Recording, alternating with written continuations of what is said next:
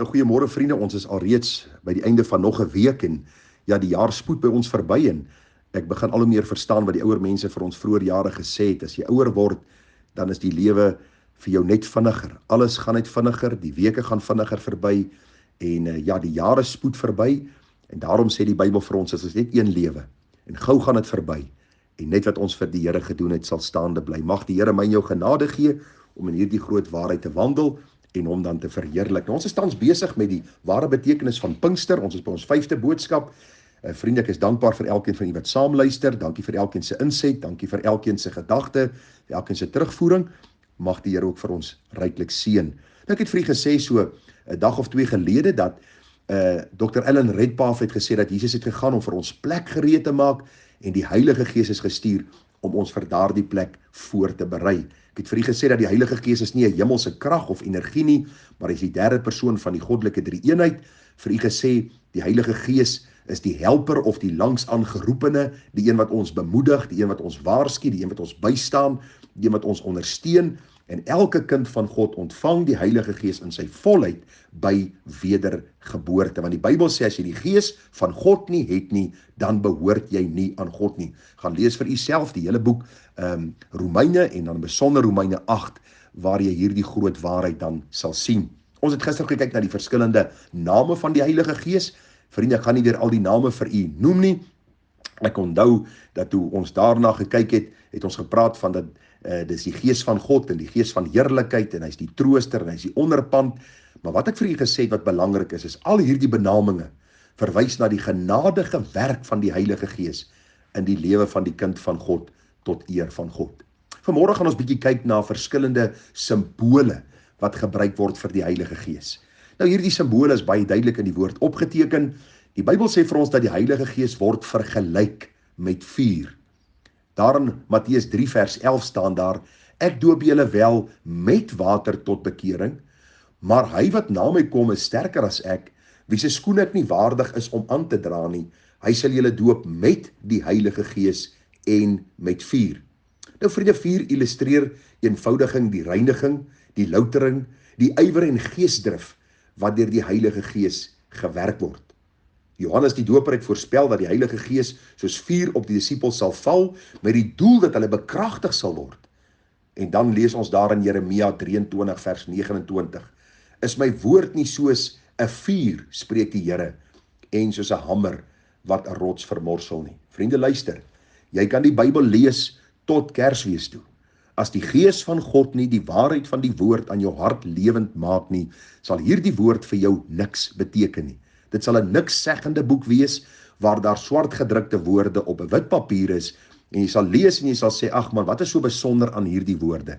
Maar as die Gees van God hierdie waarheid in jou hart 'n lewende werklikheid kom maak, vriende, is dit soos 'n hamer wat die rots vermorsel.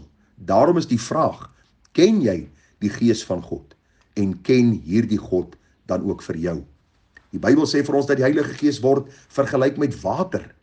Johannes 7:38, hy weet aan my glo, soos die skrif sê, strome van lewende water sal uit sy binneste vloei. En dit het hy gesê van die Gees wat die sou ontvang wat in hom glo.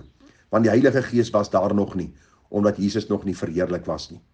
Vriende, as ons kyk na die gedagte van water, dan kan ons sê dit wat water in die materiële wêreld doen die Heilige Gees in die geestelike lewe. Die Bybel sê vir ons baie duidelik, vriende, dat die Heilige Gees is net so onmisbaar in die geestelike lewe as wat water vir die fisiese lewe is. Gaan kyk maar na mense wat hulle geestelike lewe probeer leef op hulle eie manier, sonder die krag van die Heilige Gees, sonder die waarheid van die woord wat deur die Gees geïnspireer is nie. Dis mense wat dikwels bitter is, kwaadpraters, mense wat kwaad stook, mense wat altyd met hulle eie belang besig is, mense wat altyd dwarstrek, mense wat altyd met vreemde goed besig is. Ek wil vir u sê, soos water 'n mens se dors les, soos 'n mens water gebruik om jouself te was en te verfris, en water wat vrugbaarheid na vore bring, vriende, is dit presies dieselfde met die Heilige Gees. Die Heilige Gees is die een wat deur die woord ons oortuig dat ons 'n nood het aan God, dat ons nodig het om gereinig te word, gedurig gereinig, dat ons vrugbaar kan wees deur die Gees wat in ons harte werk, terwyl die woord van God gebruik word om ons te wys wat die standaard is. Ek gaan vinnig aangaan, die volgende simbool in die Bybel, die Heilige Gees word vergelyk met asem of wind. Kom ons lees vir u wat staan in Johannes 3 vers 8. Die wind waai waar hy wil en jy hoor sy geluid, maar jy weet nie van waar hy kom en waarheen hy gaan nie. So is elkeen wat uit die Gees gebore is. Nou vriende, luister. Die Heilige Gees is soos die wind, onsigbaar en onmisbaar. Sonder lig en beweging is daar geen lewe nie. Wind of asem is lewegewend. Nou waar die Heilige Gees as wind of asem werksaam is, daar sal lewe kom. Die Here sê baie duidelik in Johannes 3, nou as jy die gedeelte in konteks gaan lees, gaan dit oor die gesprek met Nikodemus. Nikodemus se vraag is, hoe kan 'n mens weergebore word? En die Here sê vir hom, Nikodemus, jy word weergebore omdat die onsigbare Heilige Gees in jou hart kom werk, lewe kom bring, en dit sal sigbare uitvloeisels in jou lewe na vore bring. Ons sien nie die wind nie, maar ons sien die effek van die wind. Ons sien nie die Gees werk nie, maar ons sien die effek van die Gees se werking. Dit het niks te doen met chaos, met manifestasies, met vreemde tale, met die omval in die Gees, met lag in die Gees, met 'n rondspring en op en af hardloop in die kerk nie. God is 'n Gees van orde. God se orde bring in ons harte hierdie herskepping, waar God ons uit ons geestelike dooie toestand lewend kom maak en mense sien sigbaar, hierdie persoon het nou geestelike lewe ontvang, omdat die Gees in hulle harte woon. Die Bybel sê vir ons baie duidelik, vriende, dat mense kan nie sien wat in my hart aangaan nie. God werk op 'n onsigbare manier in my hart, en wat hulle later sien is die uitwerking van die Gees in my lewe, net soos ons ook sien hoe die wind waai en dan die effek van die wind later. Maar kom ons kyk verder. Die Bybel sê vir ons die Heilige Gees word gesimboliseer deur die duif.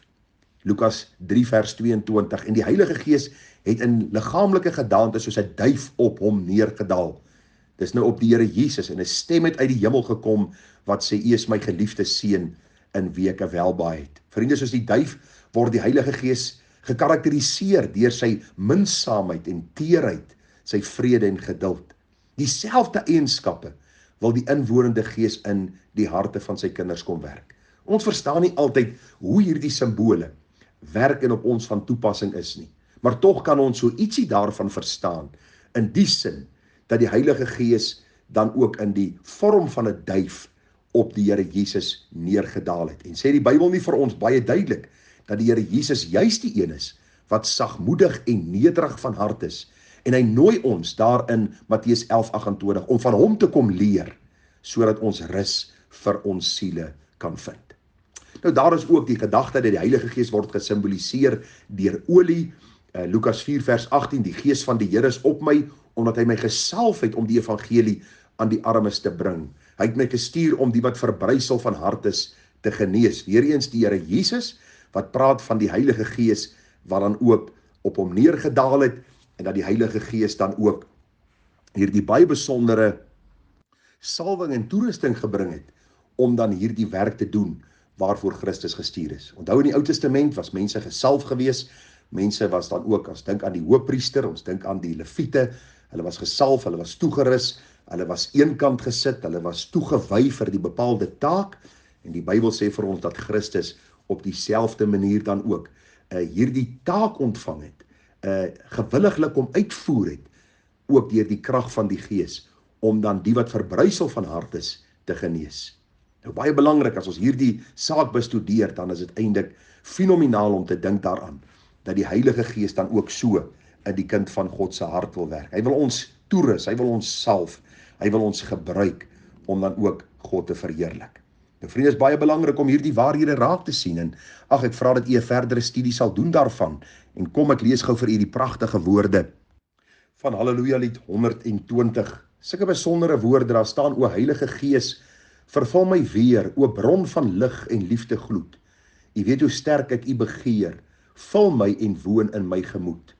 My hart sy u alleen gewy, u tempel wil ek ewig bly. Die tweede vers sê, skenk my tog lig en moed en krag. Vernie o Gees my hart en sin, besoek die siel wat u verwag, ja, woon by my ook in.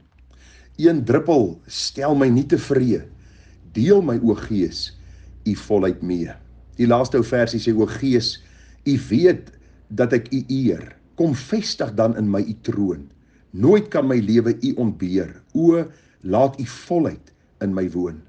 Breek deur, vervul nou my gemoed met lewe, lig en liefde gloed. Kom ons bid ook, vriende, dat die Vader sy Gees opnuut in ons harte sal uitstort. Onthou, ons het die Gees in sy volheid ontvang by wedergeboorte, maar as ons die woord bestudeer, soos ons later sal sien in die reeks, het ons nodig om gedurig te vra, Here, vul my met die krag van u Gees, sodat ek dan ook hierdie kosbare waarhede kan uitleef na buite wat u in u woord vir ons opgeteken het. Baie seën vir u, baie sterkte en bid vir my terwyl ons aangaan met die studie, en mag u ook meer leer van die persoon van die Heilige Gees, dat hy God se Gees is wat in ons kom woon, om ons meer te leer van Christus en van die waarheid van die woord. Groete vir u, mooi dag verder. Tada!